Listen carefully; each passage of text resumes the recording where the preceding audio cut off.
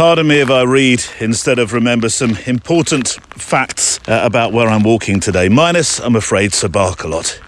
I think he spends... There's 2 walks I make a week now. One is for the extra mile, and one is for you here on a Friday. And he tends to come on the extra mile one, and on the days when I'm making this photo walk, he goes to his girlfriend's now. And there's no turning him back from that trip. So, and also where I am today it doesn't really seem very welcoming towards dogs. There's always lots of signs saying no dogs or dogs on lead. So I thought, no, I'll leave him at his girlfriend's today. Much safer by the sounds of it. I'm in Avebury, famous Neolithic Avebury. Ave where, Neil? And that's where I need to read. The Avebury Complex of Stones is one of the principal ceremonial sites of Neolithic Britain available to visit today. It was built and altered over many centuries from about 2850 BC until 2200 BC. So I guess you could say it probably is in need of restoration in the West Wing. It's one of the largest and undoubtedly the most complex of Britain's surviving Neolithic henge monuments. And before you go thinking, oh, that means it's a bit like Stonehenge. No, far from it. In fact, we've walked here, I think, was it last summer? Possibly the summer before, and I made some pictures then. But no, it's not like that at all. It's lots and lots of stones. Some very, very large. Unfathomable how they got there so many years ago, quite so, well, I say easily, probably wasn't, and some quite small that, I mean, I'm standing at the moment in what looks like a ring of stones that makes its way for, well, probably, does this go on for miles? I don't know. And you think, well, why are these here? What service did they have? In the Middle Ages, the stones may have been associated with pagan and devil worship, and many were either buried or destroyed. But later, building and agricultural improvements led to others being removed. Purloined, nicked, stolen, in other words.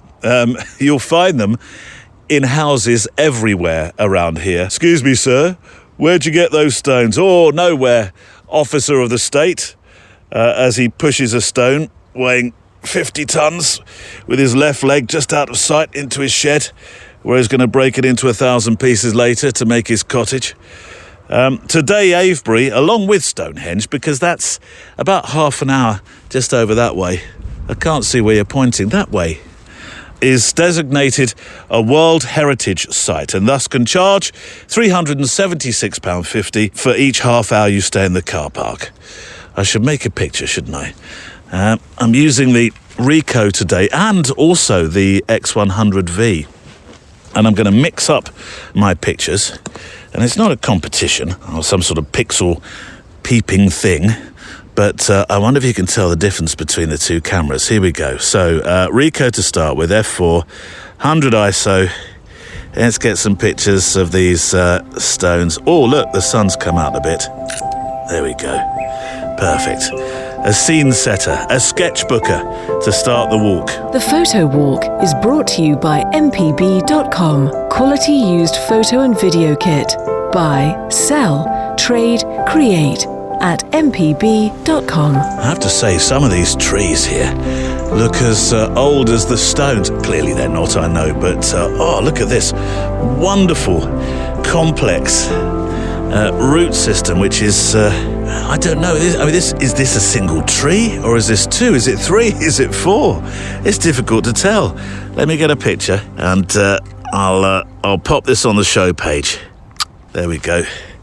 Yeah, fascinating. I wish I had a warning klaxon, though. It might look a little bit odd, pulling it around on my walks on a big trolley. What's that, sir? Oh, it's just my warning klaxon whenever I'm going to make a statement about something important. Neil, are you about to make one of your Jerry Maguire might regret it later mission statements? Ooh, I hope not, but you'll be the judge. Here goes. I think as creative people, you and I, and my other listener, of course, we are, and I've not used this word before to describe us, so it may get me in all kinds of trouble with you, so accept it with all the positive vibes and loving intentions I want it to come wrapped in. Neil, that sounds like a full fat take it from the top dairy shelf, prepare me for something we might not appreciate disclaimer. Well, I'll put it this way. Have you ever looked at the little slip of paper within the packet of drugs you were prescribed by somebody in a white coat, just to check down the list of the possible side effects that will result by dint of popping one in your mouth and chugging down a glass of water with it? Neil, of course I have. You think I'm daft? Tell me you do every time, surely.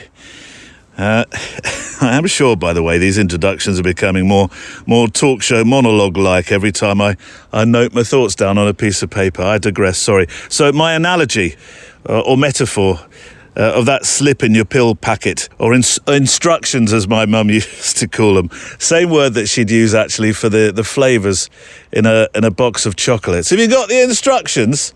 Where's the instructions? Have you got the instructions? Did you leave the instructions out? Where are the instructions? Mum, just pick a chocolate out, shove it in your mouth, eat and repeat. But on the list of side effects that come with being creative, certainly in my work as a broadcaster, love, and then as a photographer, nobody warned me that there was one side effect that came with a job with a small J, because I know not everybody does this professionally. But this sat right at the top of the possible side effects. Only this one wasn't really a possible side effect. It was a 100% definite as night reaches day truism, and it starts with the letter O. I am obsessive. And it doesn't warn you on the box, by the way, when you buy a camera that you're about to become obsessive, but it should. Something like, warning, getting into making and taking pictures might definitely result in obsessive behaviour. And the thing is, this obsession or obsessive behaviour isn't just about my own practice. This need to work through my own whys and hows and whens and whats of making pictures and how I could be better at doing it and so on and so forth. It extends to other people's work as well. And since Hegard the Dane, our good friend from Denmark land, reintroduced me to Tim Booth's Show of Hands project, I have, honestly, obsessed about it ever since. I think not an episode has gone by where I haven't mentioned it in some form or other, and if I haven't, I promise you I'll probably be thinking about mentioning it. And I had to be very careful, though the cat's out the bag now, of course, if he listens, as not to show Tim my complete obsessive hand. A complete play on the word hand, because it might have frightened him off. There's a few loves to do with Tim Booth's project. I love that Tim Booth's photo project is so beautifully simple. I love that it started from a place of much personal affection and adoration for a fellow human, in this case, his grandmother. I love that he made a project that had him obsess about the subject matter in a way he never saw coming. I'm absolutely sure. I could go on listing loves, but you're supposed to write them in some form of triptych. Somebody told me that. My other listener probably told me that. So today, I love that I'm delighted to say that my guest is Tim Booth, who is going to talk about his Show of Hands photo project. Decades of an obsession for making portraits of hands. Today on the Photowalk. Asking someone famous if you can photograph them is quite tricky. But if you just say, I want to photograph your hands, then two things. One, suddenly you're not just after some portrait that you want to flog off to the newspaper. You're obviously doing something that is more meaningful. And two, you're recognizing them for what they do. Stories of life told by photographers, and today we're joined as You and I Walk by Tim Booth in this unique and special kind of photography show. Unique because you write it with your letters, with your thoughts, with your pictures that you share. And special because we get to spend time together making our photos while those letters and guests, both present and past, inspire with thoughts about photography and life. It's a show about how making pictures has you feel, what it does for us and others around us. A gentle respite from the rough and tumble of the everyday. Moreover, I hope it's a show about kindness, because even though photography can show and share the most challenging and sometimes very worst of man's ability to perpetrate cruel deeds, it's equally a very pure way of finding fascination for this incredible, diverse world we walk. It can transport us to places physically and metaphorically that literally provide solace when we most need it. Neil, what have you been reading this week? Well, that book about silence mainly, can you tell? Anyway, in the mailbag today, photographing in the cold, and I mean cold, not the minor encroachments into the minor style that I get in Berkshireville, England land, but where you have to tap the thermometer because you can't quite believe it's gone as low as that. What's happened? Has the mercury fallen out the bottom of this thing? Also today, 3 words: carefree, cathartic, childlike. 3 words I'll try and explain in the context of inspiring you and I to make or continue with our 365 features. Also, a photographer who decided that 1 picture per day would aid his creative loss of mojo, using the smallest camera for street work. And finally, why hands aren't just a powerful portrait for our guest today. What do they say about eyes being the window to the soul? Well, hands deserve a photographic metaphor too. Nearly 7 billion people on this planet are able to make a photograph with something and record life. So we're not walking alone, documenting our place and time in this world. So coffee, Garibaldi's walking boots on, let's take a walk. If you're listening to this on the day that the show comes out, then you'll know, and I mentioned it at the start of last week's show, that I was incredibly excited that Mally Davis, he of the trees, he of much more than just making pictures of trees, clearly, but I obsess, there we go, word, about his tree pictures, that's for sure, is coming down later on today. We're going out for a low-fat, don't mention it to the gym boss, curry, and then tomorrow we're going to walk on Greenham Common and make some pictures. He would love these trees at Avebury. I should probably bring him back here. This one, I mean, this is a dead tree, but the shape of it, I'm not going to do this any justice, I know, but let me get a sketchbooker. Use my Ricoh for this. No, you're not supposed to be telling us. We're supposed to be guessing, aren't we? Oh, there we go. Already ruined the game. Right. Let's try and get a shallow depth of field on this one, as I want the tree to stand out from the background. I'm still not quite used to this. We got a letter later on about this camera. I'm still not quite used to focusing and using a back screen. I am when I use my iPhone, but not on the camera.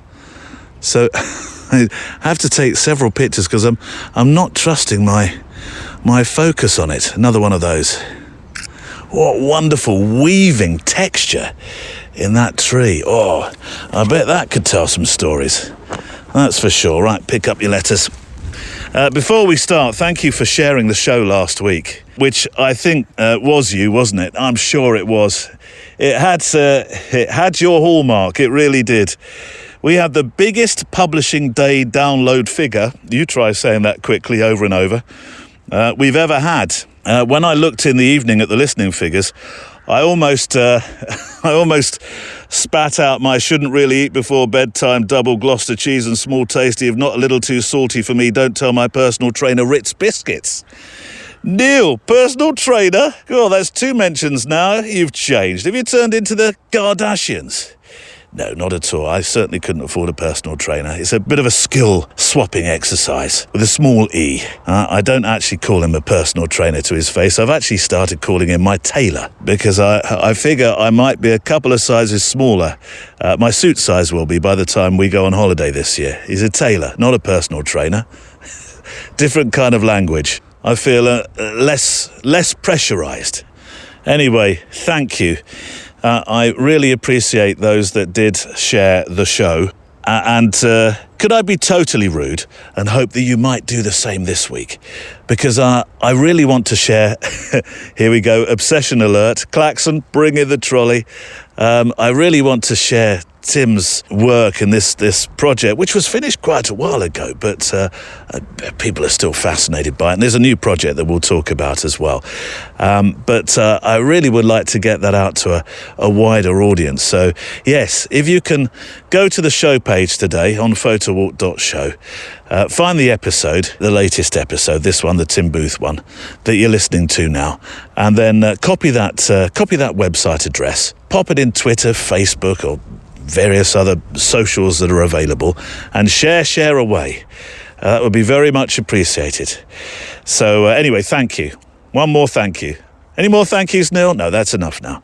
Right, first letter of the showtime. Having mentioned obsession, I don't know, at least 8 times, 9, possibly 12, I feel qualified to mention it again. I think it fair to say another one of my obsessions on this show is with a cold.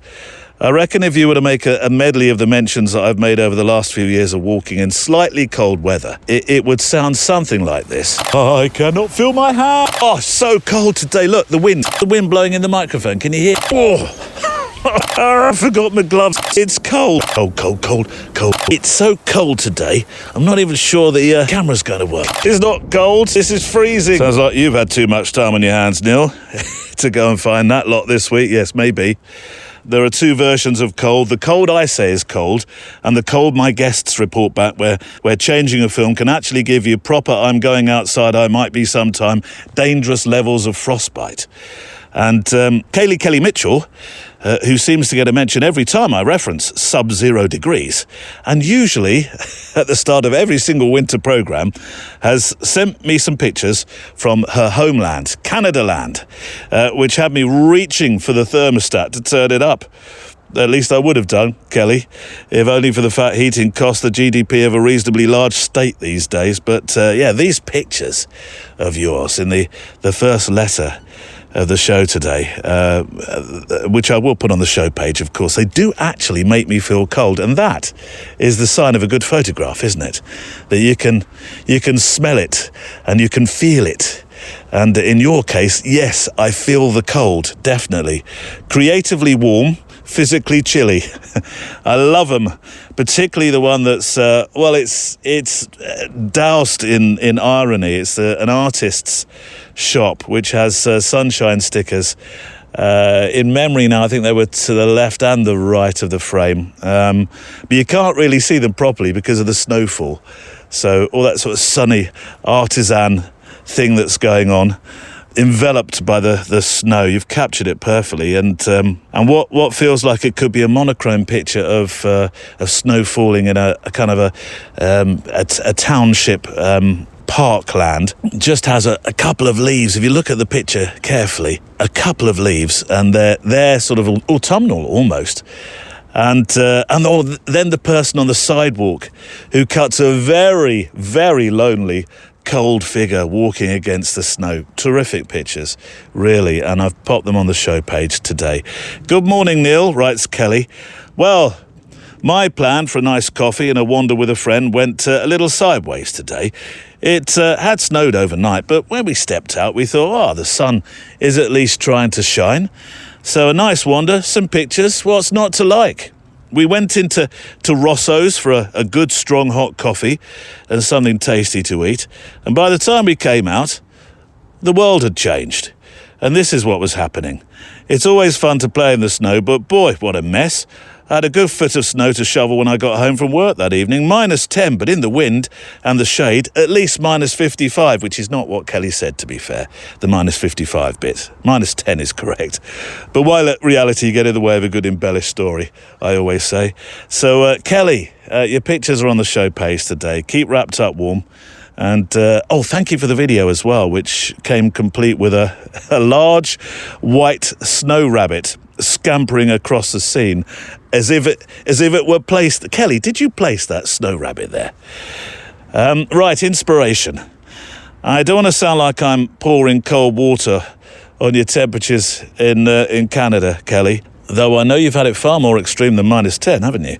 But let me take you back to episode 242, when I spoke to Henrik Saxgren about his book on Greenland called Ultima Thule, a place that is so cold, but also a land where the physical barriers to just basic comfort, I think, and day-to-day living comes with a capital E for extreme. There's no doubt in that. You can see it through his pictures. It's such a wonderful book, Ultima Thule, which means, by the way, definition now, I had to look this up just to check, the highest degree attainable, Latin that is, the farthest point, the limit of any journey, the point believed by the ancients to be the farthest north, and it really does feel like that in the pictures.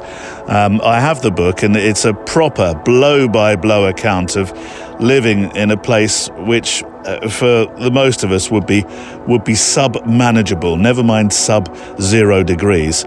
Long winter nights and days where the winds probably fire snow into your eyes like needle ends, where you don't want to get separated from the pack unless you want a personal audience with a fearsome polar bear.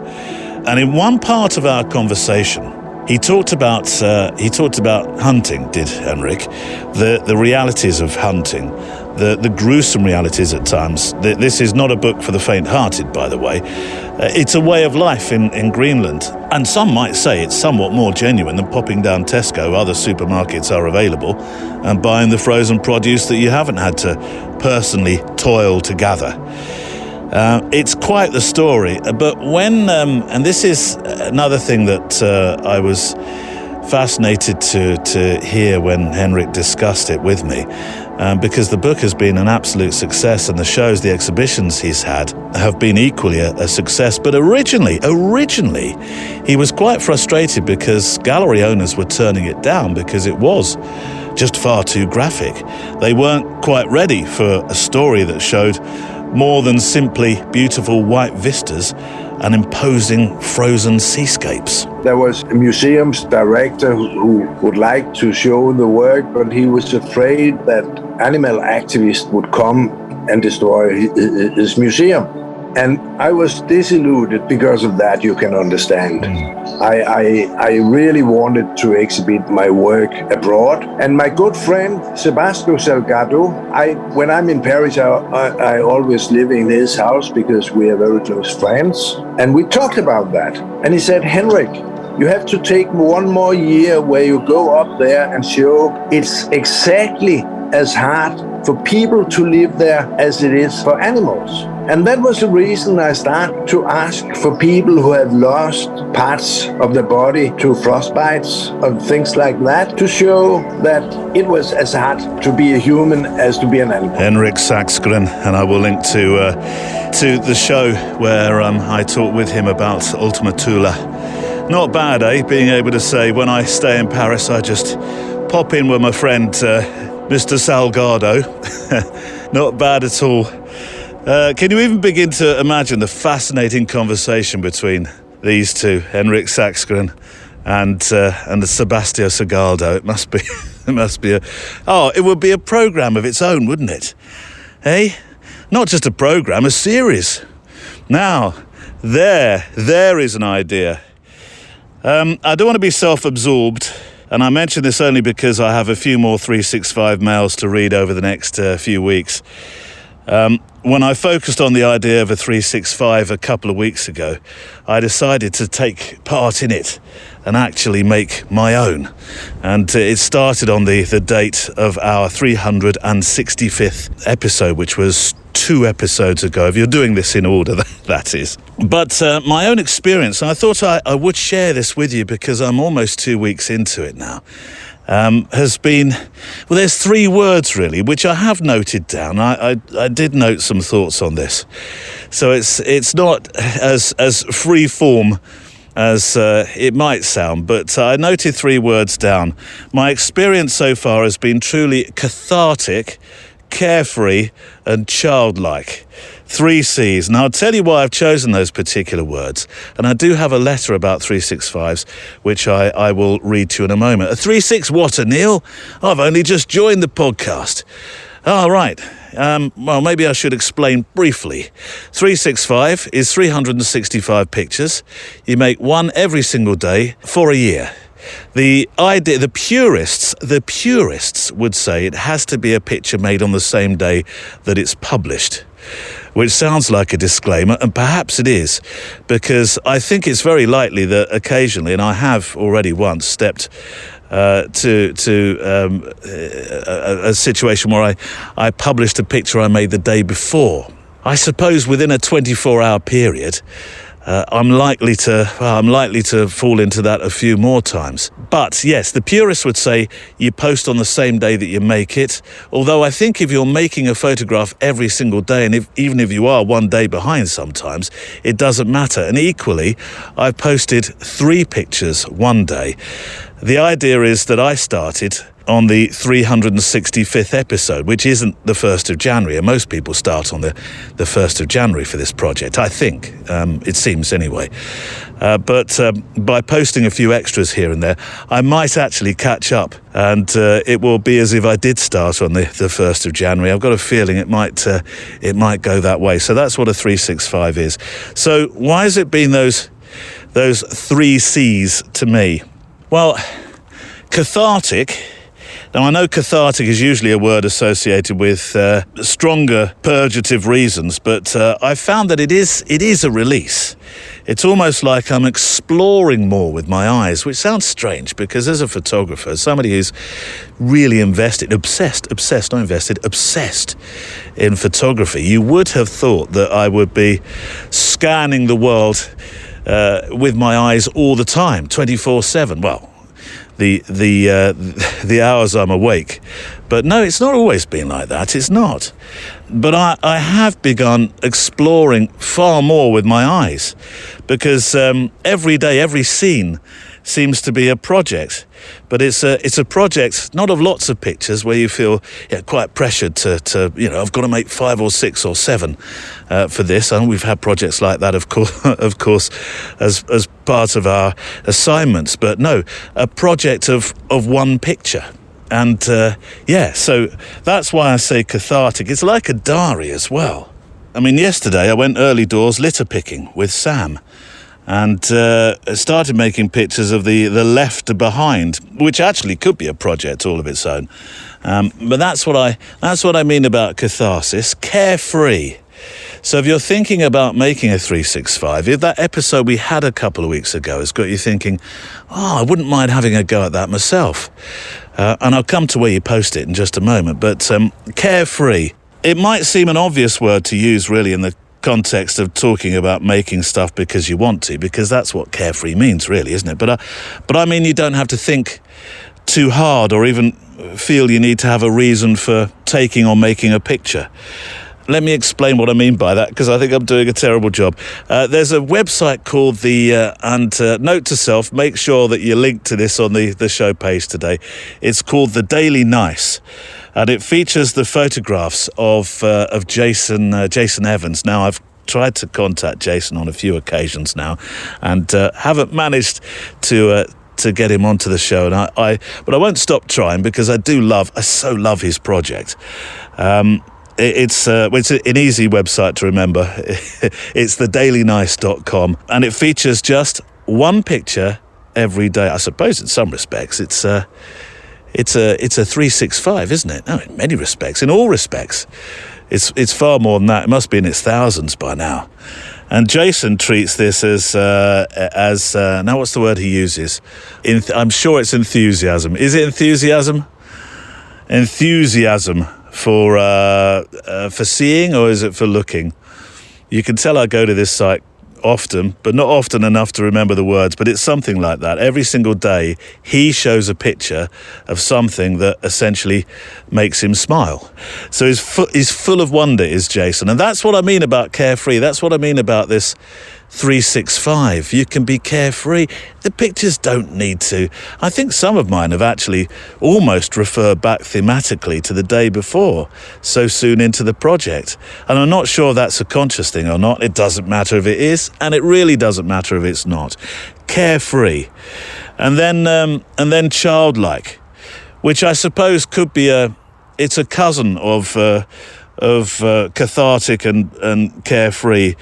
Because the word means to me that you see it like the first time that you saw it as a child. Does that make sense? Kid in a candy store thing again, isn't it, really?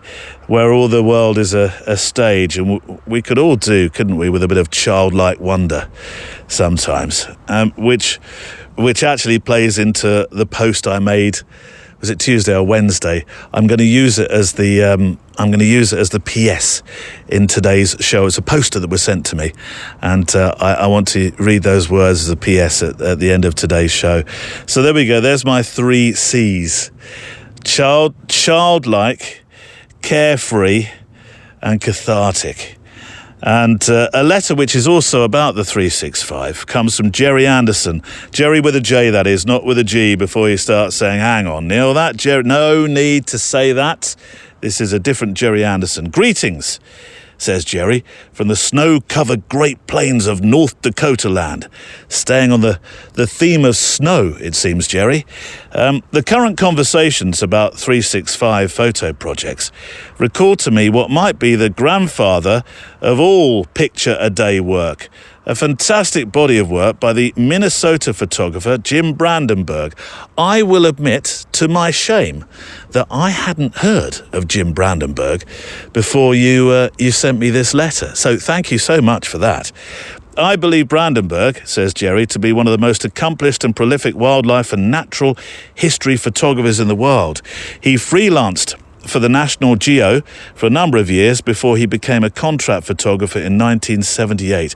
Among many other images, he is well known for his iconic photographs of wolves, and his work was chosen for inclusion in a book that represents the 40 most important nature photographs of all time. That is quite a claim to fame. In the mid-1990s, Brandenburg, says Jerry, was feeling a bit burnt out, struggling with the professional demands of his work that seemed to be taking him away from this connection that he'd made with nature. So to get back to the soul of his work, Brandenburg gave himself an assignment. He set himself the task of taking only 1 photograph a day for the 90 days of autumn in his home region, a boreal forest of northern Minnesota. Let's be clear here. He didn't set out to take 300 or 400 digital images each day to come up with one good photo. He went out with colour negative film in his camera every day looking for a brand new image. When he found it, he pushed the shutter release just once. He did this every day for 3 months. The unintended consequence of this effort eventually became a National Geographic story and a book, Chased by the Light. Eventually, a video was produced detailing his thoughts and process during the project. I'll leave a link to the trailer for that film on the show page today. I've met Jim. Oh, you're lucky, Jerry. You've met him. I met Jim and taught him about the project. And right now I'm looking at a stunning print from Chased by the Light, which is hanging above my desk. He's dozens of great anecdotes about the images and even about the reactions of his professional colleagues to the work. I believe Brandenburg spends at least part of his time in France lately. Who knows? Maybe you could corner him for one of your always fascinating interviews. You're very, very kind. Thank you, Jerry. And, sincerely, thank you for telling me about his work and bringing him to, I'm sure, my other listeners' attention as well. And you've got me thinking, I say, with a knowing look in your direction, sir, about contact, for sure. Right, I believe this is a good time to introduce this week's guest, Tim Booth, who by the introduction to the programme, I think you're well aware, was a personal privilege to be able to talk with. He is an established, well-revered commercial and fine art photographer. So if you were for one moment thinking, hang about, do you mean, Neil, the Tim Booth, the former singer for James, he's a photographer as well? No, wrong Tim Booth.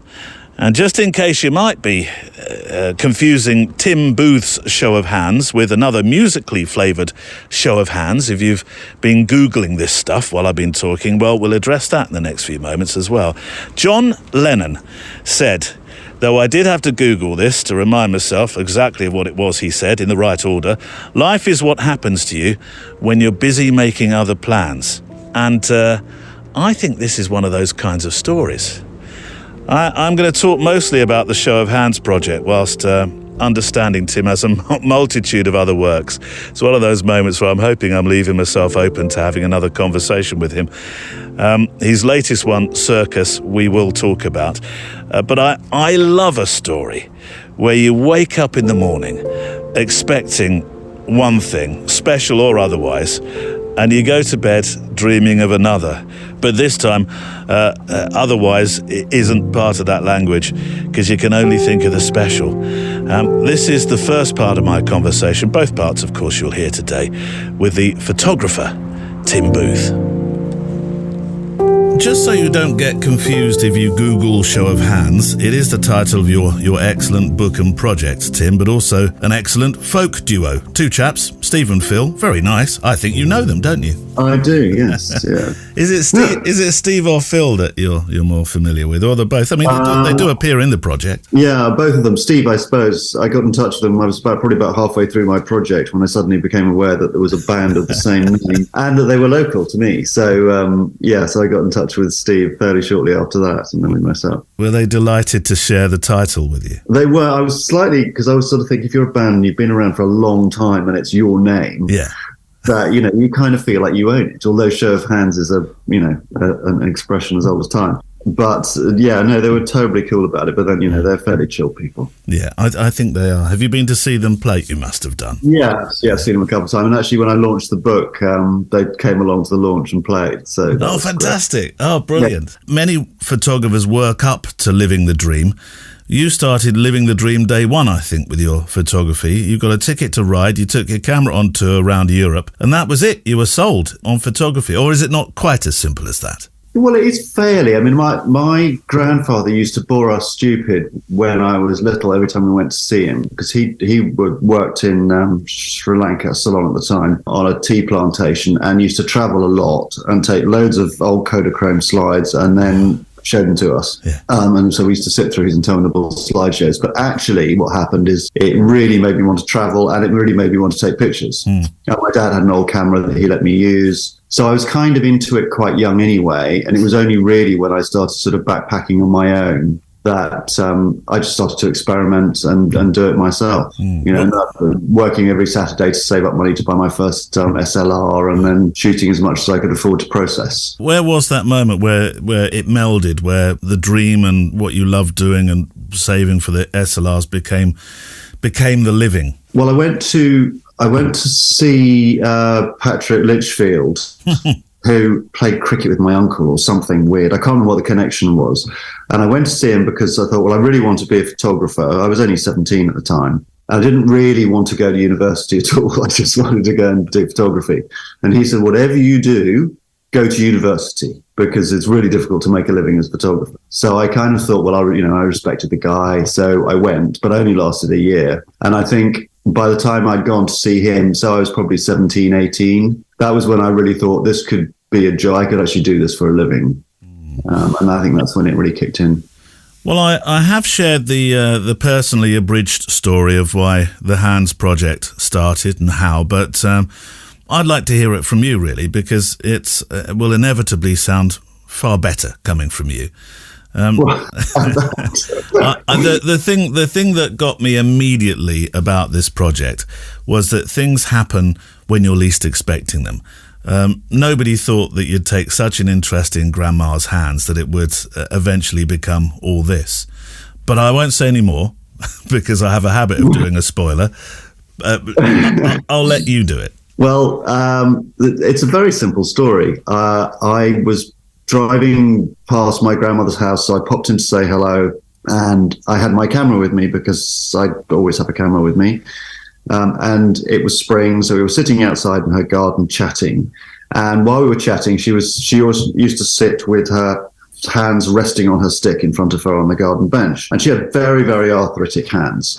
So they were, they looked like gnarled old roots. And they were resting on her stick. So I picked up my camera. I had my 55 macro on at the time. And I took a picture just of her hands. I didn't really think much about it. But when I got home and processed it, it really struck a chord with me for some reason. It just, to me, it summed up my grandmother, who'd been quite a force in my life. We'd lived with her for a while. And so she'd sort of been through the whole doing school runs and all that kind of stuff. So she was very involved in our life. And I thought this picture was just her, and it would be my sort of enduring memory of her. And I did that and thought, gosh, well, I wonder whether there are other people whose hands will sort of sum up or encapsulate, or that I can shoot them in a way that they do that person's life. And it just made me start thinking about hands. And that was it. I was sort of, that one photograph just kicked off a whole project that, I'd never planned to do at all. So it was a light bulb moment in many respects. I don't think Grandma was incredibly enthusiastic about the art to start with, though, was she? Oh no, she couldn't bear them.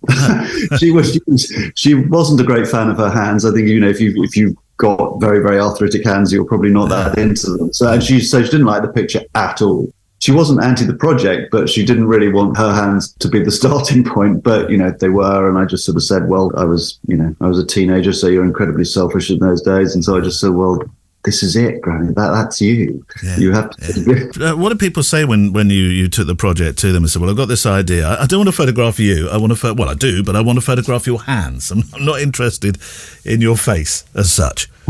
Well, I think it was actually, people were intrigued, certainly, but also it was a great door opener because I wanted to photograph hands that had really been there and done that in a whole range of different professions, whether they be, a dustman, a carpenter, or a fireman, or a great musician or sportsman. So inevitably, there were going to be people who got to the top of their game in whatever their métier was, that were going to be quite famous. And asking someone famous if you can photograph them is quite tricky. But if you just say, I want to photograph your hands, then two things. One, suddenly you're not just after some portrait that you want to flog off to the newspaper. You're obviously doing something that is more meaningful. And two, you're recognizing them for what they do. And with famous people, we're so hung up on faces and, Hello Magazine and, well, nowadays, social media, that you're often not looking at the fact that these people have really dedicated enormous amounts of time and effort and skill to what they do. Yet we just look at their face and go, oh, look, there's someone famous. This was celebrating their achievements. So I think it was much easier to get in those days. Also, there were a lot less photographers about back in the 80s than there are now. Everyone calls himself a photographer now. Well, what did Patrick Litchfield say? He said it was impossible to get in. You were getting in at the right moment, it seems. I'm not sure whether it would have been as easy now to have launched the project, perhaps. No, it'd be much harder now. You're clearly quite moved by hands because you describe the beauty of them in a way. Well, you said, one of the interviews I watched, you said, I just can't stop photographing them. Has there ever been any closure on this project? Because I know the book's out, you've done the show, you've talked about it, I know, to television, to radio, to journalists, to newspapers, to magazines. But it would seem to me that this is a project that probably doesn't have closure. It doesn't. I mean, I think the project as it stood, because it was self-financed, I said, right, it's just British hands. I can't start flying around the world to photograph hands. So that contained it to a certain extent. But I travel quite a lot. And of course, I tend to sort of backpack, and we tend to go as a family. We tend to go to sort of slightly far from off the beaten track places and I see wonderful pairs of hands, which I photograph. Because, when you're approaching someone in some village in the middle of nowhere, it's much easier if you go up and say, I'd like to photograph your hands, and you're sticking your camera in someone's face like a ghastly tourist. So the project in the British hands has finished. Yeah. But photographing hands per se, don't know why I would ever stop wanting to photograph hands, really, because they're just endlessly fascinating. You can't really say, I can never say, oh, I've done that, tick. Does the family, are they on board entirely? I mean, they've known this project now for decades. So are they, oh no, Tim's doing another hand portrait. Tim's just taking another photograph. I mean, I think to them it doesn't really matter what it is. My obsession with wanting to take photographs is the same, whatever the subject, really. How did you research them? How did you approach the sitters? I know you said that obviously approaching famous people became a slightly different affair when you were talking about the hands and not the face. But this is famous and not so famous and completely not famous at all. How did you approach them? Was it letter? Was it a phone call? Was it? Well, in the old days, it was a letter. Yeah. So it was a very protracted exercise. Yeah. I'd track down someone's address and then write to them, wait for a reply. And if they didn't give me their phone number in their reply, which if they were famous, they probably wouldn't, then I'd have to write them again to say, well, it's lovely, but do you think we can have a conversation? If you're going to say yes. So it took months. I mean, it was 20 years altogether. Yeah. But latterly, when I sort of switched to digital in sort of 2000, 2003, 2004, by that time we all had internet, so I could actually email people. So the process became a lot quicker.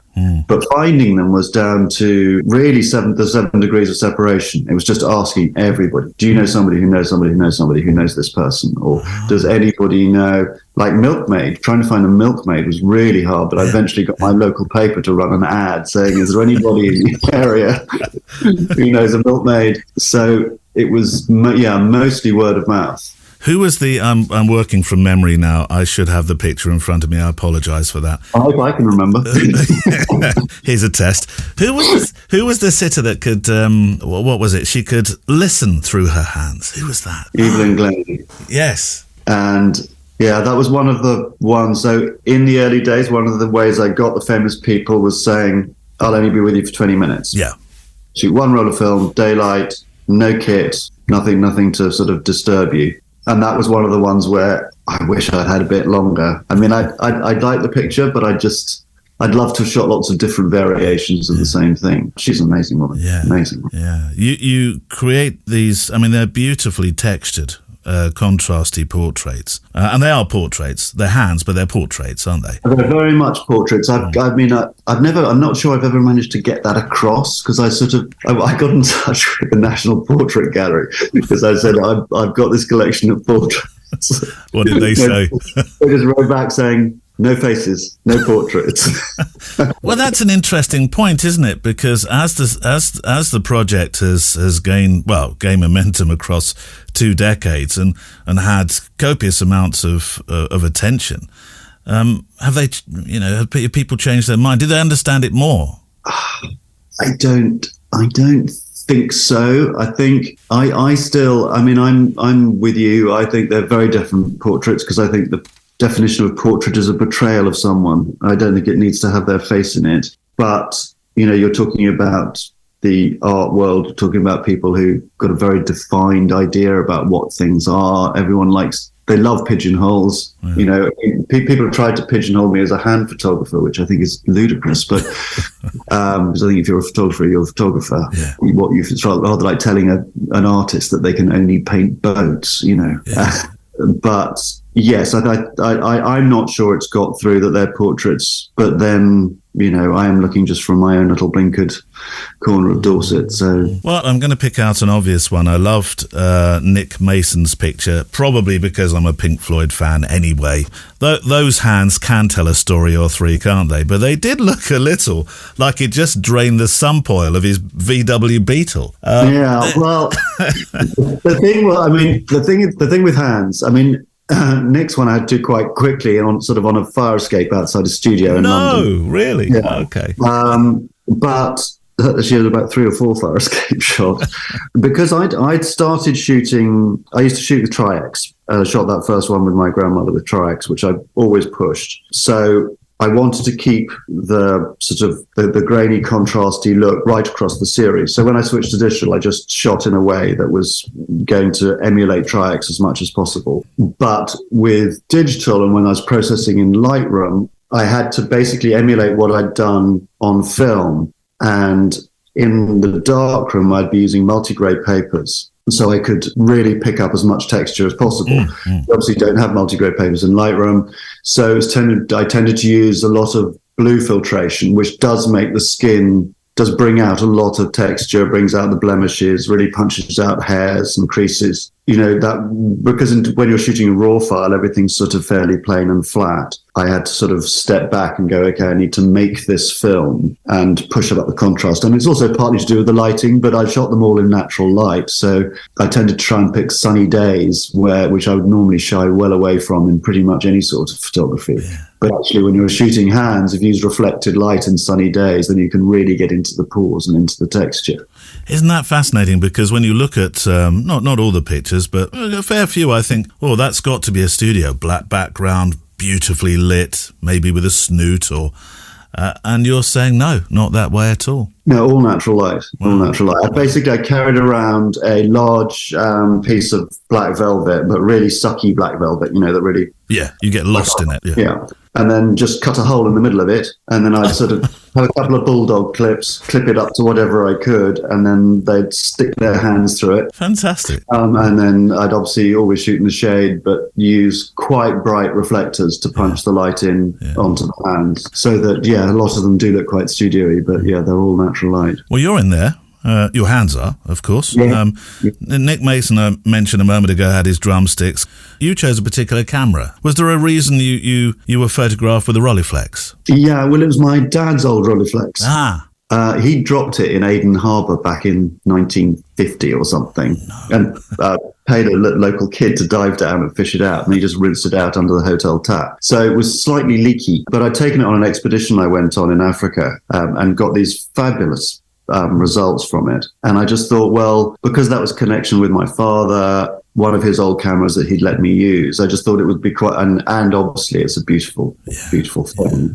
I thought that would be, even though I was really nervous about shooting my own hands, because I just thought that was a bit arsey and a bit sort of me. But I thought, well, because I've got my father's camera there's a link. And I just wanted it to kind of show me cradling that. But that's why I picked that camera, because it's sort of special to me. Your portfolios, your photography in general is very rich with these beautiful black and white pictures.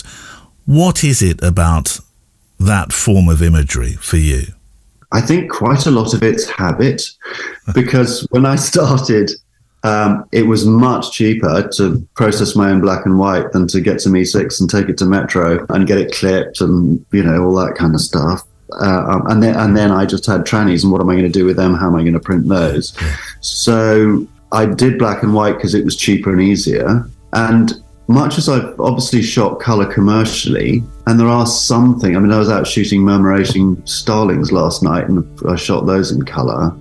I shot those to be in colour. I just find black and white, I'm a big photographer, we are obsessed with light. It's all about light. There's nothing else. Yeah. There is everything else, but it starts with light. So I just think that when you're looking at a black and white photograph, there are no other distractions. You've got light and you've got composition, and I love the purity of that. Yeah, I just find black and white, to me, where I remember far more black and white pictures than I ever do colour. I don't know why. When my father-in-law looks at them, he just flicks through all my pictures waiting for a colour one, because he's only interested in colour. So I just guess it depends from where you're standing and where you're looking. Well, last week's guest was a colourist, 30 years a commercial photographer, Arthur, in fact more, I think Arthur Meyerson on the other side of the pond, as we call it.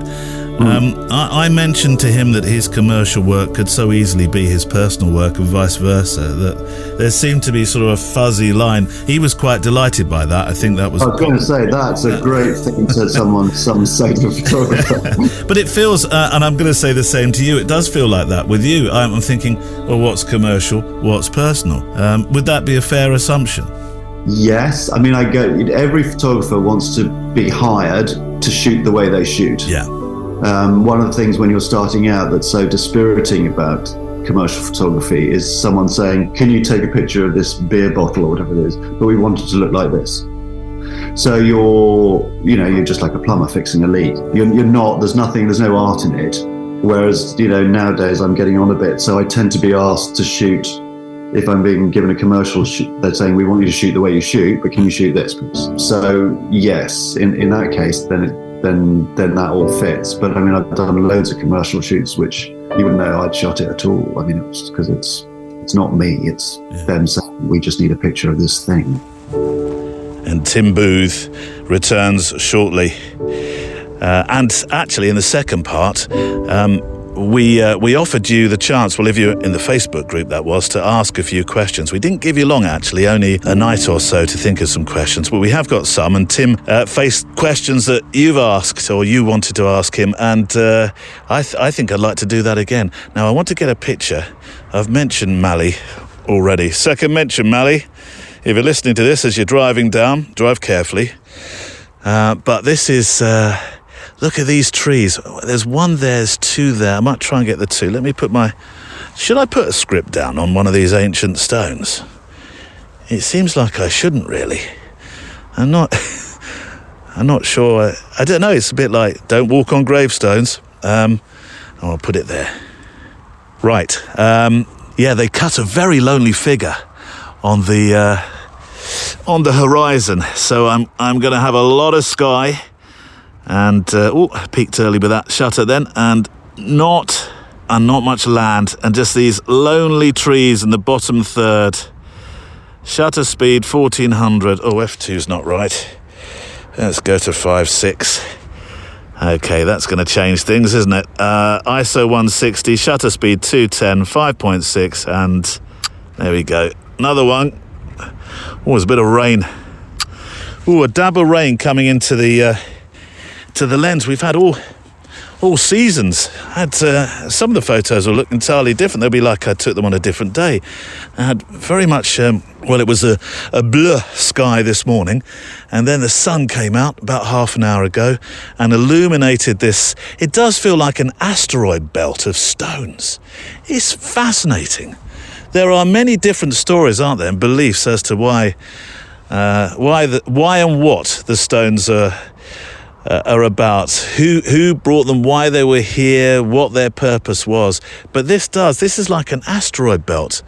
I wonder if this goes all the way. I'm going to have to look at the satellite picture when I get back. I wonder if this goes all the way around the town of Avebury, which is just over the hill there. I've moved just a bit further away because one thing nobody told me about, or one thing, that's not true, one thing I don't remember, that's probably more accurate, about Avebury is, I don't remember such noise pollution. I was in the village and I thought, I'll cut a lonely figure today, there'll just be me. But no, there was a guy trimming hedges with a great big tractor, or two of them actually in the end, and then an alarm started going off in the pub, which looks nice for lunch, by the way. And in the end I thought, let's move along the road a bit, and I found this asteroid belt of stones, and it's absolutely fascinating. It really is. This is a photo project in itself. Thank you. The midway point of the show-ish. I'd like to say thank you to our patrons, our extra milers, as you're known, who walk and go the extra photo walk mile to support this show with a modest monthly or annual donation. And each week now, there's an extra show that you can hear. Comes out midweek. And it's... last week it wasn't. It was studio and interview based. This week it's, and it will be most weeks, an extra walk, an extra photo walk. Extra milers make up the guests. It's great to hear inspiration from those who are in the group. And this week we talk about I'll tell you in a moment what we talk about. And so it's a walk, and of course we have our monthly Zoom meeting as well, which has turned into quite the show. The new one has a new format. On this week's Extra Mile. So yes, it's out.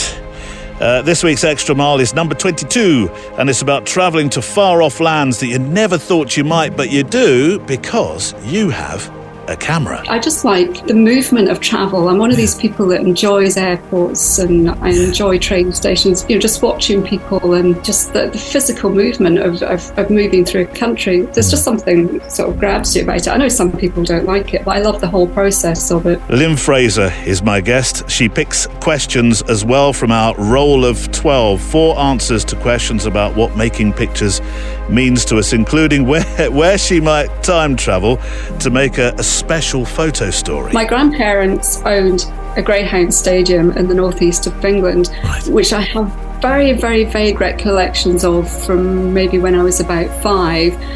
And I would just love to go back and photograph a night there. I do remember the lights and the sense of excitement and dogs, and that's about it. But something I would love to go back, and also that would mean I could photograph my grandparents as well. Fantastic. Also, Arthur Meyerson, he of last week's show, returns to shoot the breeze a little more. I think one of the interesting things about the commercial world is I never knew, number one, if the phone would ring, number two, if it rang, who it would be, where they would want to send me, who I would be shooting. And so it was this constant surprise. And we start the additional assignments on our Patreon channel. It's a mailbag, a walk, inspiration, an extra mile or 3 actually this time, because it turned into a 1-hour show. And if you like photo walking, then it's an extra oasis of walking in the middle of the week together. You can become an extra miler by clicking on the support the show icon, which is on the front of the website. That little orange button there, that one, top right hand corner. That's yellow, Neil. No, it's orange. It's yellow. No, it's orange. It's yellow. Look, let's not fall out over this. It's orange.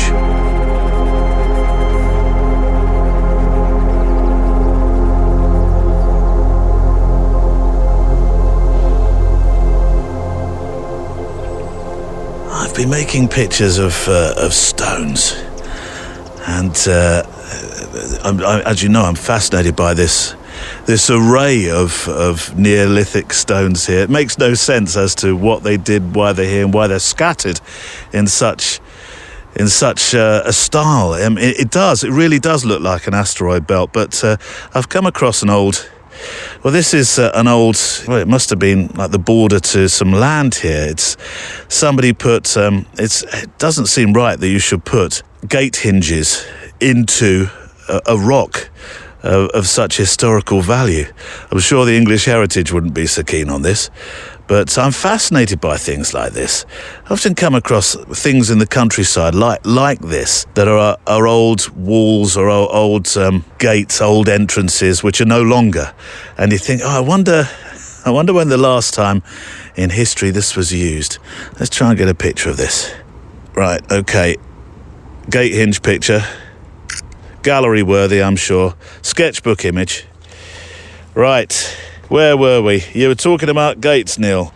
No, I wanted to move on. I want to talk about Kit for a second. Kit, Neil, Kit, you're not qualified. You're the touchy-feely in our podcast relationship. Don't start talking about Kit. Yeah, but hear me out on this one, because I'm really liking the idea of carrying around this fabulous little camera that I've been loaned to test drive by mpb.com, and so is Peter Foot, who is thinking of travelling properly light. And he's just bought himself a GR3, and he heard that I had as well, and he sent me a letter on it. Hi, Neil. As I was setting off on a trip to Cambridge yesterday, I set your latest podcast to play and was interested to hear that you've got this GR3 on loan.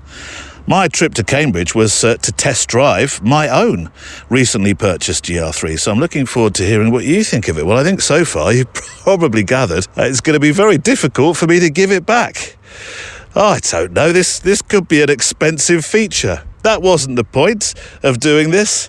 Although it's a tiny camera, says Peter, there's a bit of a learning curve to get the best out of it, more than I had expected, but I'm getting to grips with it now.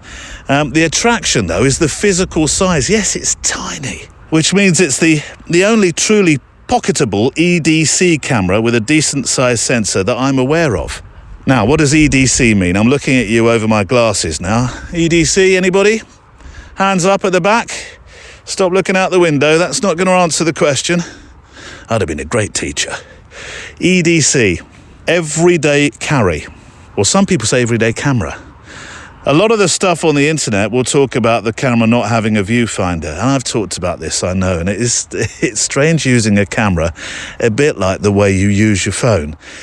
It doesn't feel to me the way I should use a camera, although I'm aware so many people do use their camera, professionals included, in that manner. And also poor battery life, slow focus, all those things are mentioned on the internet. But actually, these are advantages rather than disadvantages, says Peter. The camera is designed as a snapshot camera, which is perfect for 365s. And with a 28mm lens, you don't really, and with practice, you don't really need to look through the viewfinder. Or the screen for that matter in this case, to capture the picture. And that in turn makes this a very discreet street photography camera. You can shoot from the hip and so on. The main advantage of it being so small means, of course, that the battery will also be tiny. And a lot of people do moan about this, but I'd sooner have the physical camera size and take along a second battery if needed, rather than compromise on the physical size of the camera. There are some very effective ways anyway to extend the battery life beyond the generally reported 200 or so shots, such as turning off the image stabilization. On my trip to Cambridge yesterday, using some of the methods that do save battery life, I'd taken 378 pictures before the camera said, low battery, So although I'd finished for the day, I could comfortably have taken a few more, maybe got to 400. Another feature I find particularly useful is the ability to, nosebleed time now, configure the camera so that pictures are taken, this is easy, by a tap on the back screen. Yes, I've been using that method. If you combine this with your chosen snap focus distance, then it really does allow for immediate picture taking.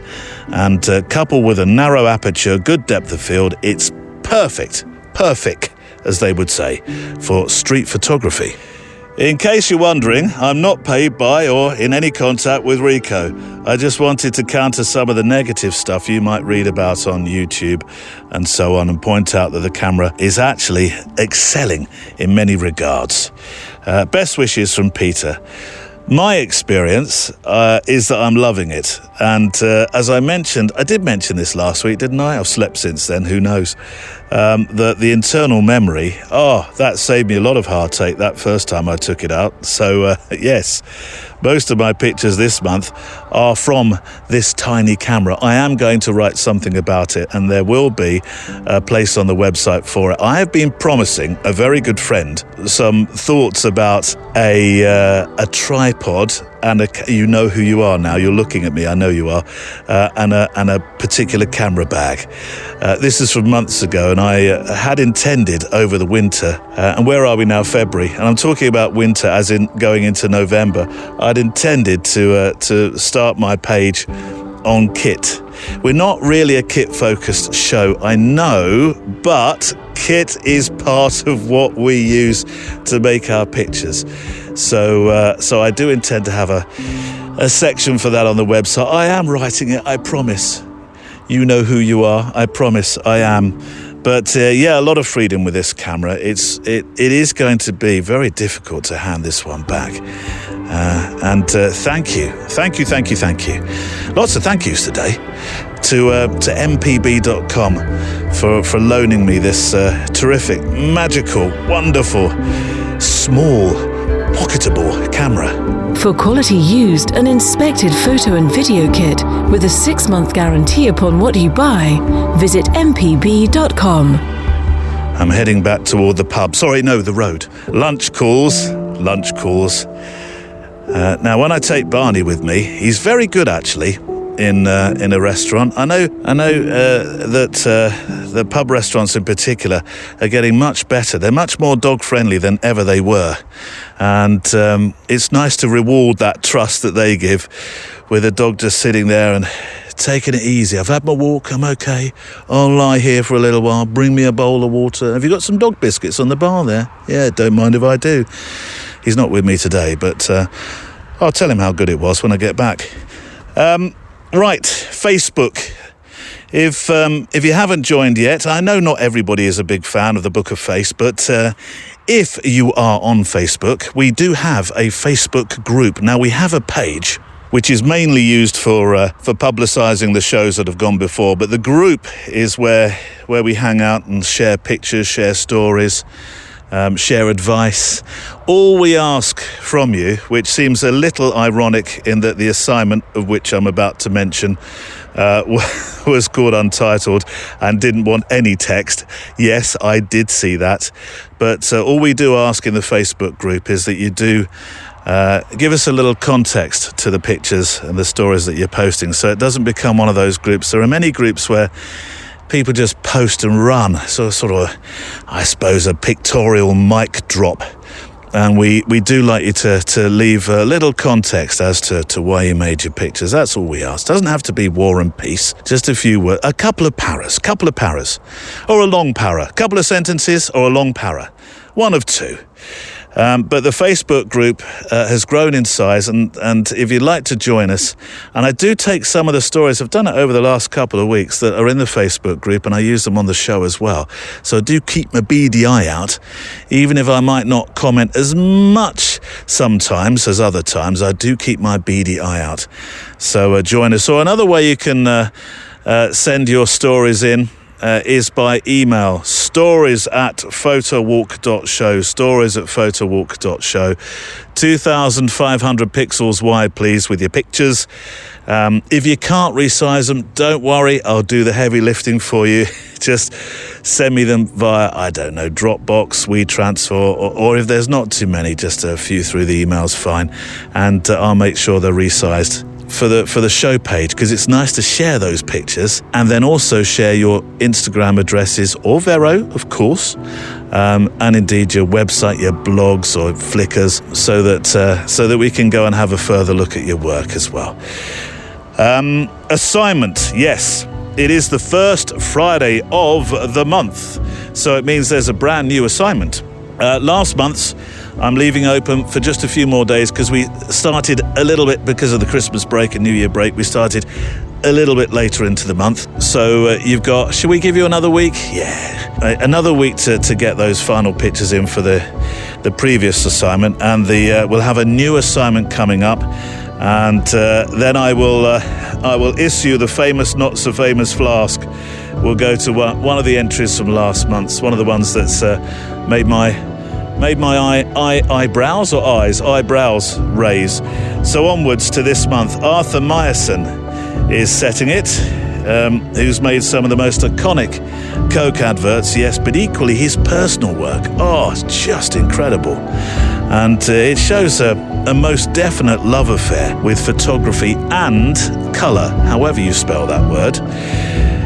So to set February's Photo Walk assignment, and you have 4 weeks with this one, here is Arthur Meyerson. The Photo Walk assignment. Arthur, now I have no idea where you're going with this assignment, but I'm very much looking forward to it because you mentor so many people. So I was thinking this is going to be something special. It is indeed, Neil. Here's the assignment. First of all, this is an assignment I usually give my students at the end of a class, and I say this isn't just for tomorrow, next week, next month. Yeah, this is the assignment for a lifetime, especially for a color photographer. Right. And the assignment is to go out and make a color photograph that only works in color. That's going to take some thinking. We did talk about it earlier in the interview about differences between color and black and white and composition and whatnot. And if you really want to test yourself, do it with one camera and one lens. And if you really want to test yourself even more, you people already have turned the program off by now. No. Make it a fixed focal length lens. Now you all hate me. But no. Well, I'm thinking that if it were you, you'd be going out with your Leica, clearly, and it would be a 35mm lens. It would be normally. I will say that as of late, the last year or two, I've been working more and more with the good old 50mm lens, which is, boy, I'll tell you, you get used to one focal length and then you go to another, and it's like night and day. It's like telephoto when I go from 35 to 50 after using that 35 as much as I do. Or I also have the Leica Q2, which is a fixed 28. But yeah. Try doing this assignment, number one, where you're really seeing color as part of the composition. It's an ad that adds to what it is that you're seeing. It's very important. And don't get caught up with the idea. I'll just say this. Maybe I'm telling you more than I should. People think of color as just bright, vibrant, garish. No, color can be pastel. It can be soft. It can. Some of the best photos that I've made have been done in bad weather and cloudy, dark light. I mean, you can make color photographs any time of day and should be able to. Work with what you've got, but think color. If you can begin to think color, you're on your road to becoming a color photographer. And so I'll leave you with that. Well, one of your photographs that I think of in this respect, when you say they can be pastel, they can be subtle, would be that beautiful picture of the valley leading away with all the trees with a tiny yellow golden arches sign on the left hand. Left hand. Yep, that's. Is that a good example or bad example? No, I think that's a very good example because it speaks to not only the mood that's created in that shot, but it speaks to time of day. That was done at dawn, and I want people to really think about this. When I say, again, this is one I put to my students, and I'm always anxious to see it's hard. Yeah. Folks, this is not an easy one, but it will be something that I really and truly think if you put your feet to the fire and really go at this seriously, and I hope you do, it would be fun to see what you come back with. And don't get frustrated. Just keep shooting. So good luck with the February challenge. Call upon your inner Ernst Haas, your Eggleston, your Meyerson, obviously, and the best of luck. There is a shiny, famous, not so famous Photowalk flask for our can't possibly have a favourite. That's a very long slogan. Tim Booth in a moment, part 2. Though for the mailbag, this came in with some pictures from Kerry Adams. And it's appropriate because it's about Tim. Good evening, Neil, and a Happy New Year to you and yours. Can we still say Happy New Year? We're in February now. I'm sure we can. It's probably New Year in some part of the world somewhere, isn't it? Until at least September. I listen every week, but I'm not very good at keeping in touch. Well, you don't have to be writing every week. It's lovely to hear from you when you have a moment. But having listened to last Friday's show and hearing you talking about Tim Booth's book, A Show of Hands, you see, I was mentioning this a month of Sundays. Is it a month of Sundays? What's the phrase? A month of Sundays ago, or whatever it is. I must say, it sounds like a great read. It is. You will not be disappointed, Kerry. I followed Tim on the gram, but I wasn't aware of this book. Looking back through my photos from the latter end of 2022, though, I've noticed I've taken quite a few pictures of hands myself. I must have taken them all subconsciously, but come to think of it, I do pay a lot of attention to hands when I'm taking photographs. I think they can help tell a story and bring a sense of emotion to the photograph. I've attached and handed, or I can see what you did there, Kerry, some of my photographs for you to look at. I've always been meaning to get in touch to let you know of a photographer called Steve Reeves, Reeves. I know documentary photography seemed to be one of the top choices of people's favourite photographers in your survey, and I think you and others would really appreciate his work and the stories behind his portraits. I listened to him on another podcast. You should have told me the podcast, because it's always nice to share other photographic podcasts. I'm not worried about doing it. I'm not one of those, I won't tell you just in case you switch off and never come back. I'm fine to share other podcasts. So if you do listen to another podcast and you hear somebody, tell me. It's good to share. Have a good week. All the best from Kerry Adams. I love the pictures, Kerry. Your pictures of the hands that you've made, photographically, that is, will be on the show page today. The 2 black and white ones particularly struck me as a study of hands. So bravo for those. Wonderfully contrasty, beautiful images. And I've linked to your gram on the show page today as well. So it is an apposite moment, isn't it, to bring back Tim Booth for part 2 of my conversation with him. In this part, there's a little more on A Show of Hands, but equally, some of the questions, as I say, that you posed from our Facebook group to Tim, something I'd like to do. We've done it, I think, once or twice before, but I'd like to do this with a bit more regularity. Though we start with some thoughts about Tim's latest project, which is a wonderful collection, still growing actually, featuring the athletes, and I use that word advisedly because doubtless that's what they are these days, the athletes who entertain within the circus. Your current project is the circus, an arena in a literal sense that has greatly changed across the years, from probably the years where you and I were taken to the circus by our parents. It's more a human endeavour these days, isn't it? Yes, yeah. Animals have been sort of whipped out of circus. It is completely transformed. There are still some traditional family-run circuses with clowns in little cars honking horns. But whereas that was the majority, that's certainly the minority now. And now it's all about tremendous physical accomplishment and endeavour, and individuals coming together to produce a sort of visual spectacle that's based on their incredible athleticism, power and strength. Where did the interest come from for it? Well, I've been going to circus camps for quite a while, because my wife performs circus and teaches circus. So we'd go off in the summer they'd do their circus stuff. I'd park up, we'd camp, and then I'd just go off and shoot landscapes, sort of minimalist landscapes, which is another one of my things that I like doing. Yeah. One day I was up in Northumberland. We were at a circus camp, and I'd been terribly excited to go to Northumberland and shoot their landscapes, and went out and had one of those mornings where just nothing happened. It was just, I don't know. I didn't get the buzz. I wasn't necessarily in the wrong place, but, you know, you need to be fired up, and I just wasn't fired up. And I came back to the circus camp and was just sort of mooching around, feeling sorry for myself. She said, well, why don't you stop going out and shooting sticks, which is what she says. That's how she calls my landscape photography. Why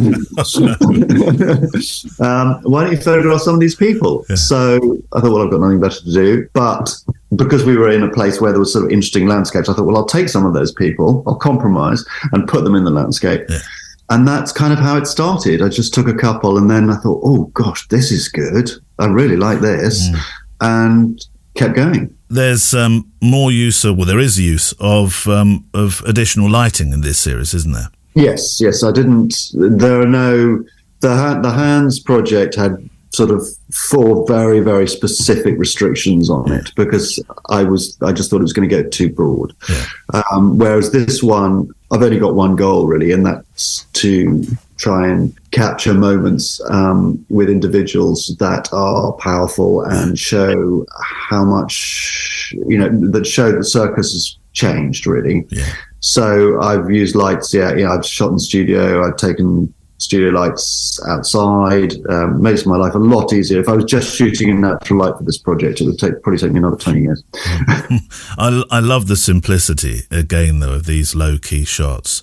In particular, there's one I pulled out, Alone, which is one of the more recent ones, actually. A female clown, maybe an acrobat. I'm not quite sure, because some of the... She is an acrobat, but she's an acrobat that dresses as a clown. Yeah, because I think there is association between the two in many of the photographs. I'm not sure, but sitting dead centre of the of this square frame, she's balanced atop what looks like a pole. Yes, they're called they're called hand balancing poles. Right. So there's straight metal poles that's stuck in a base with a little disc on the top, and she's just squatted on the top. It's a fantastic picture. She takes perhaps, I don't know, I'm not a mathematician, but a fifth of the frame perhaps in the middle, so the black backgrounds perfectly vignettes her.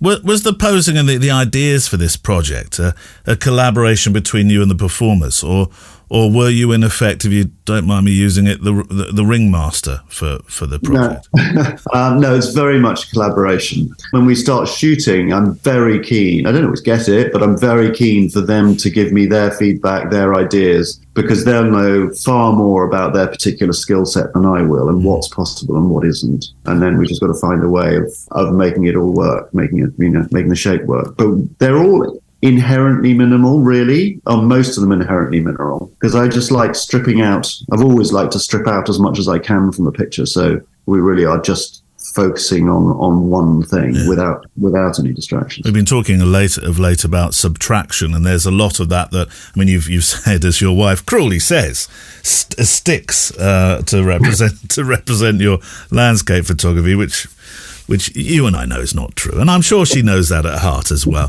But for you, it is about minimalism, isn't it? I mean, the Hands project shows that. This shows that. Your landscapes show it. I dare say, the way you shoot commercially can show it too. Yeah, I really like things to be as simple as I can, and oddly, annoyingly, it's actually harder than it is to have lots of detail in there, because you've got to get rid of things, and getting rid of things sometimes can be difficult decisions, and you have to make compromises. But yeah, I think, the more you take out, the more you give, really, in a way. The circus project, I would imagine, is fantastic for the community as a whole, because it must have suffered during the awful period. I find very difficult to say.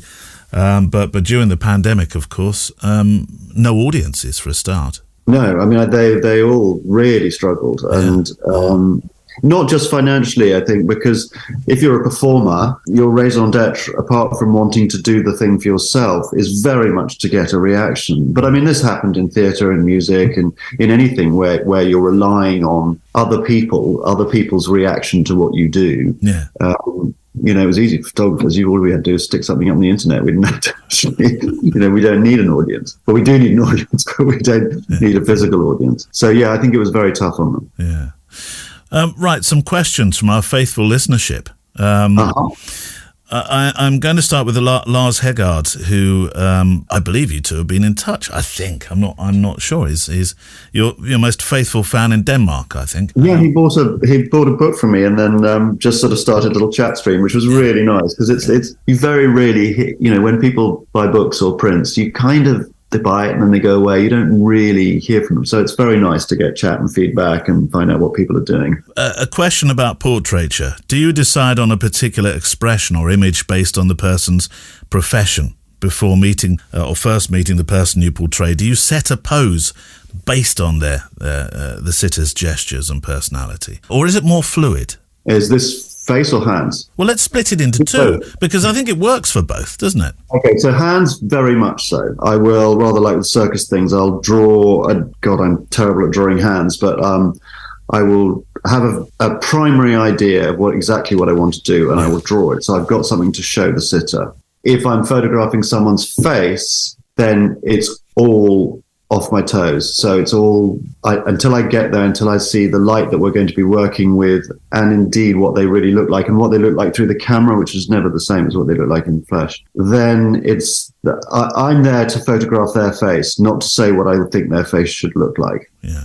So my job is to try and be as true to that as possible. So I can't really pre-plan that.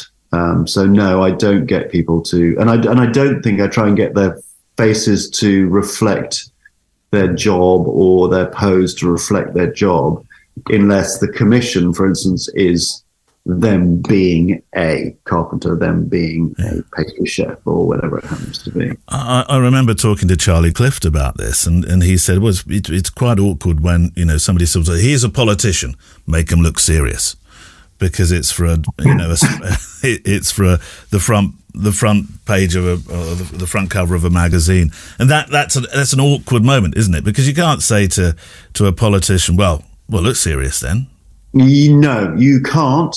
But look serious is actually quite a good brief, because you can do it. It's not just there where there are eyes, mouth, facial expression, are their cheeks tense or not, are their shoulders hunched. It's not really just about that position. It's very much, you can do that. You can make someone look serious with light and with where they are in the frame. So, as long as they're not howling with laughter, obviously, which would make it slightly tricky.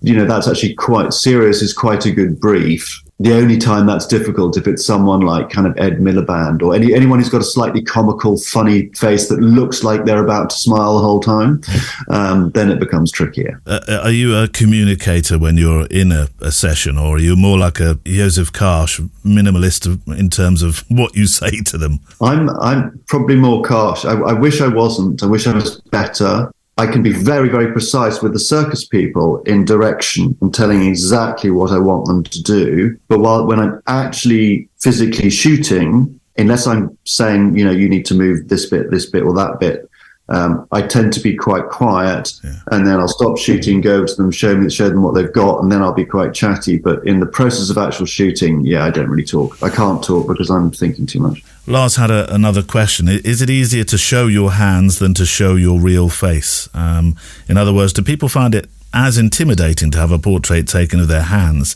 as a traditional portrait of their face? I was going to ask a similar question, but when Lars wrote that in, I thought, no, that's phrased it well, I think. No, I think people on the whole, I would say, 90% of people are relieved that you're not photographing their face, because not many people like having their face shot, except for those people who don't like their hands, which I'd say was very few. So probably 10% of the people I shot said, I'm not very keen on my hands. They're nervous that they're being photographed, but that's quite easy, just to wash over and, calm them down and make them feel happy and make them laugh. From Lynn Fraser, I'd like to know where Tim came up with the concepts for his circus images and how long it took to achieve each image. I know we've touched on it slightly, but again, I'm hoping I left enough room for an answer for this one. Did you manage to get each of your envisaged images, or did you have to shift and adapt during the shoots? There's a few question marks here, so let's go for that first.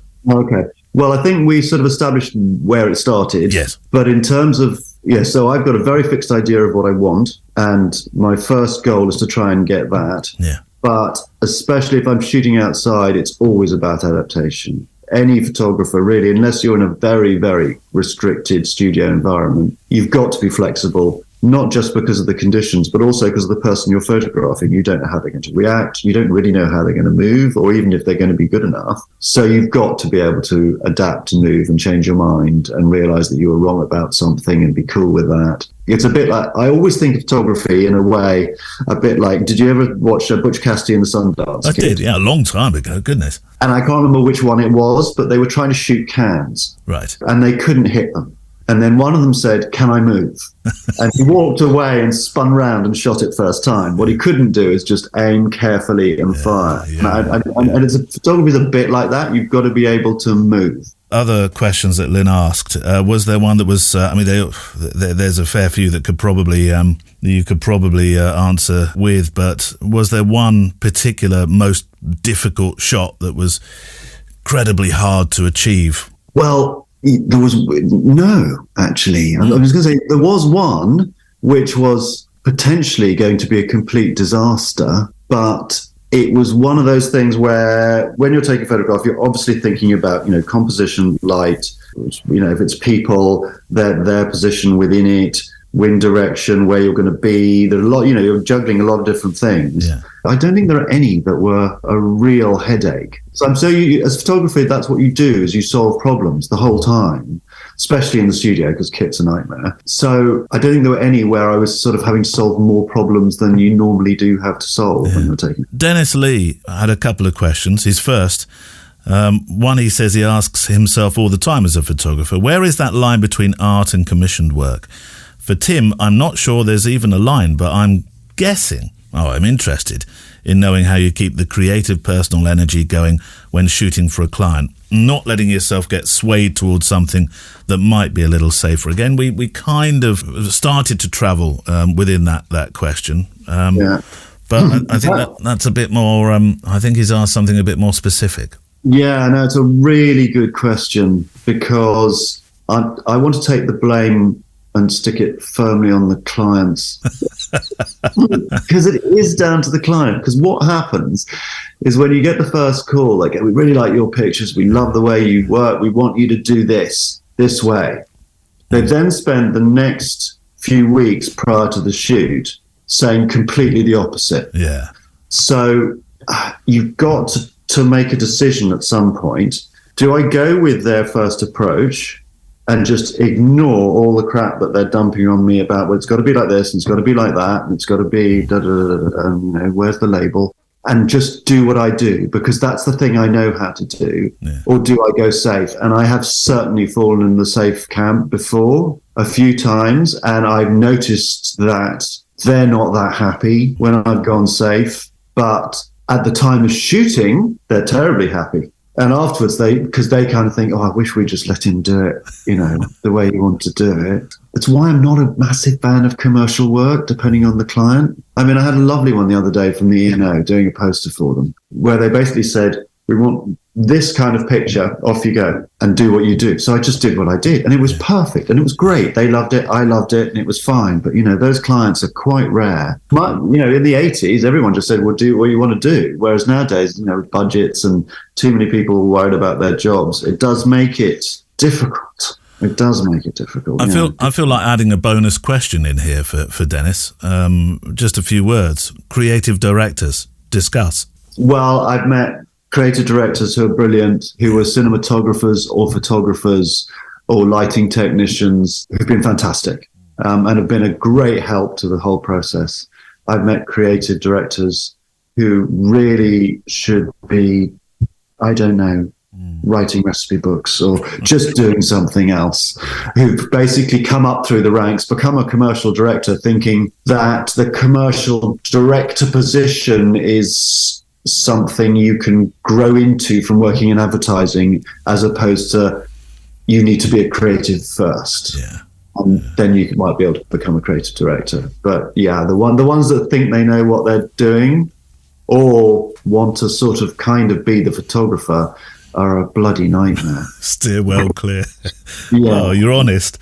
Dennis was interested actually whether you shoot square format or you crop to square. Well, no, I don't shoot square because I shoot all on 35. Yeah.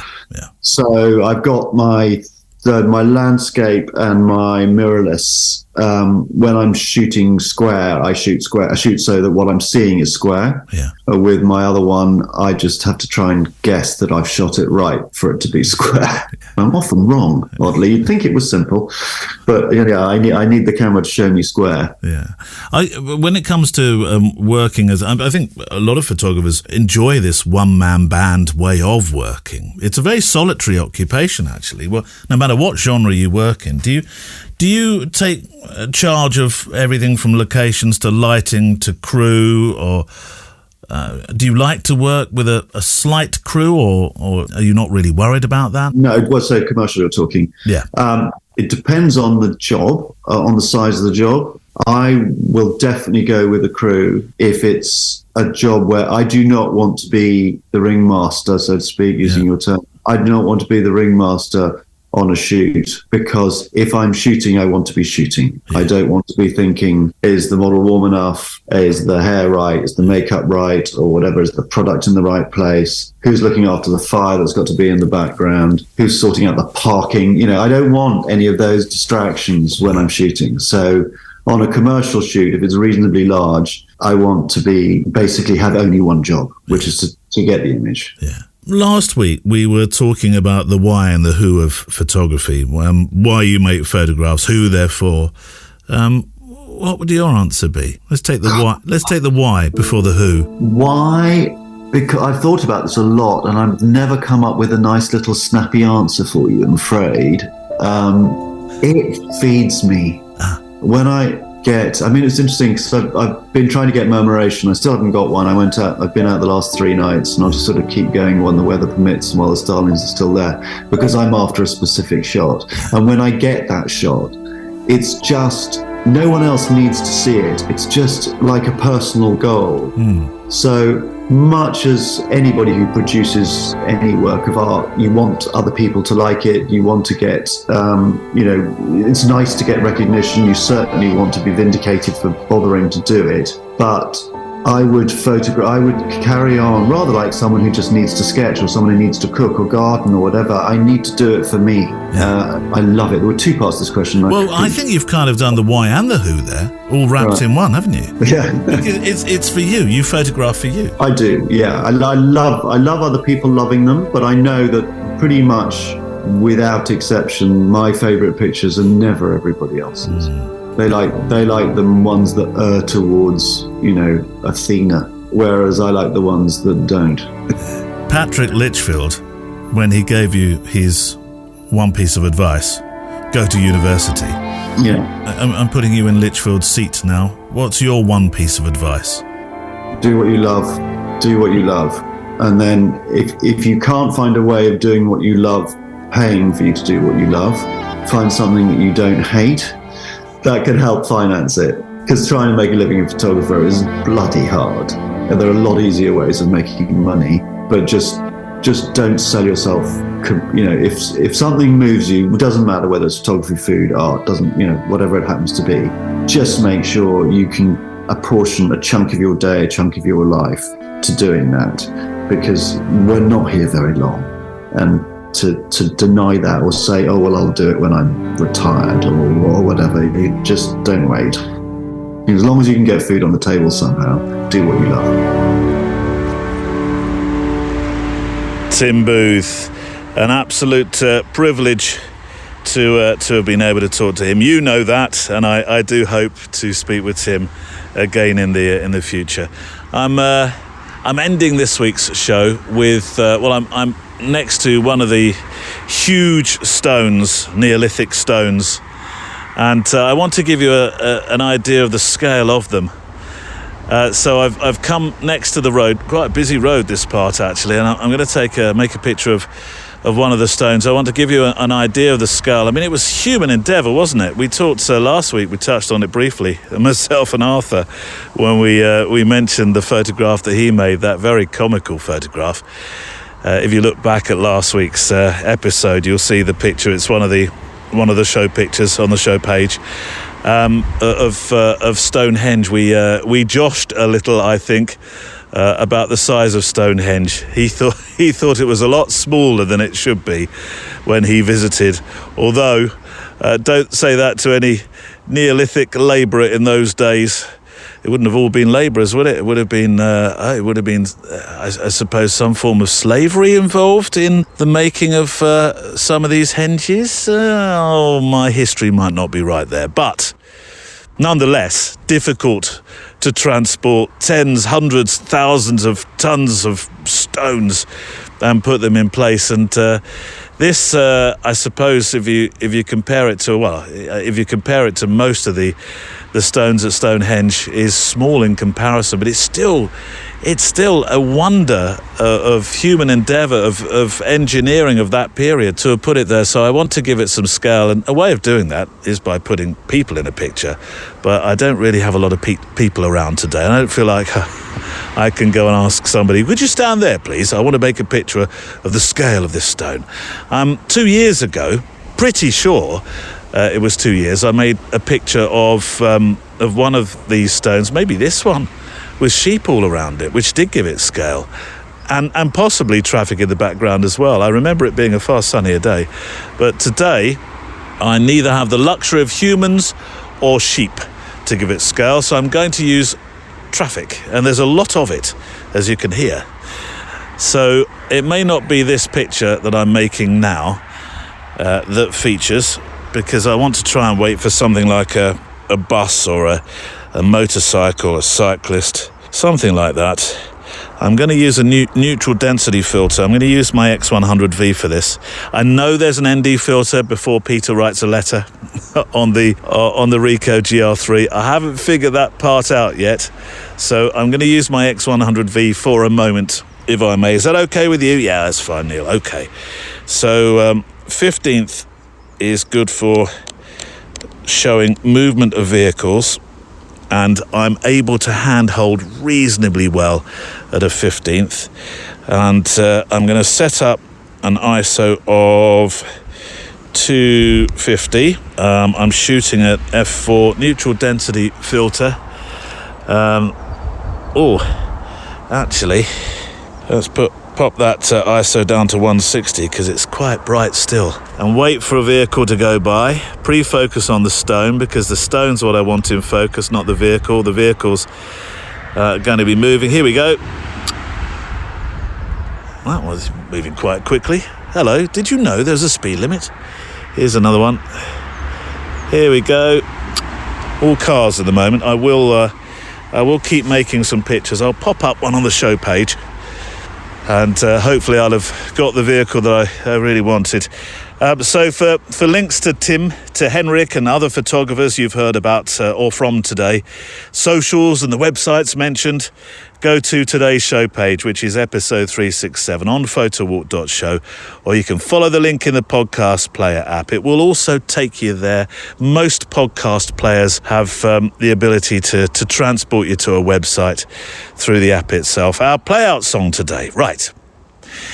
It's a surprise, and it is a show of hands. Not the pictures of the book, no, but the folk band that Tim mentioned in the first part of our conversation. And it feels like a rounded way to close, really. More than 2 decades on the road, 25 album releases, 2 honorary doctorates, 3 BBC Folk Awards, 4 Royal Albert Hall sellouts, tours in 14 countries from America to Australia land. What a perfect play out. It's a sort of co-tribute, I suppose, from show of hands to show of hands. Whatever way round you want to take that. This week's postscript to the show, the words that I mentioned when I talked about having a childlike approach to your photography much earlier on when we were discussing the 365s. It's not necessarily photographic, these words. Well, it's not at all. But I don't think that matters. Not in the context of what we were discussing with that sort of childlike approach of life.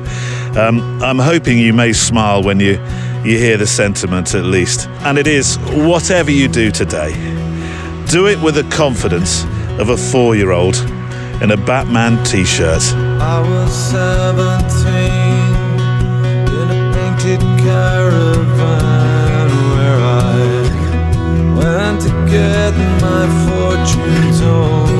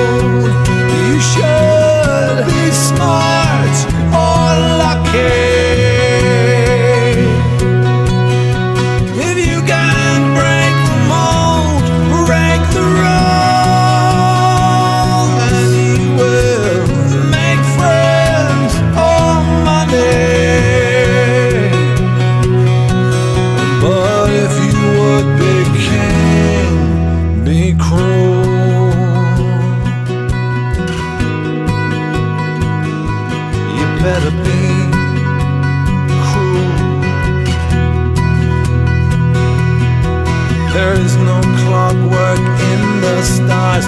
No one cares how good you are. Look around, the world is full of hungry souls who want it all. Space inside they have to fill. Friendship they're prepared to kill. Hunger, it's their guiding light. They scratch, they claw, they push, they fight just to be lucky. Vote for me, vote for me.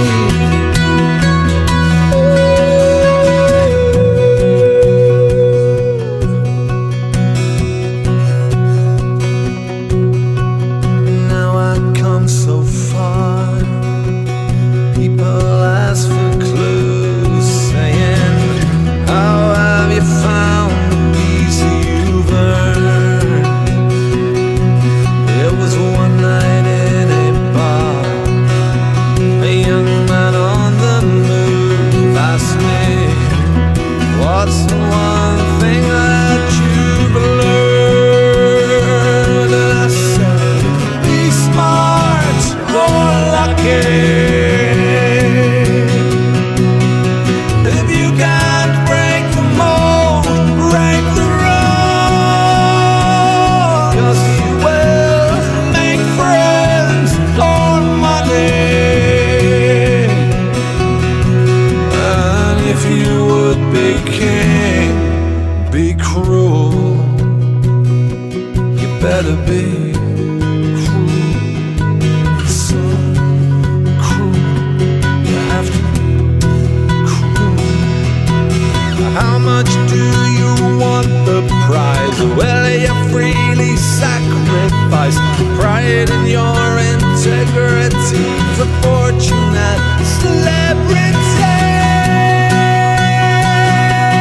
Break the road, you better be cruel. Break the road, be lucky. A fine sentiment. Be lucky.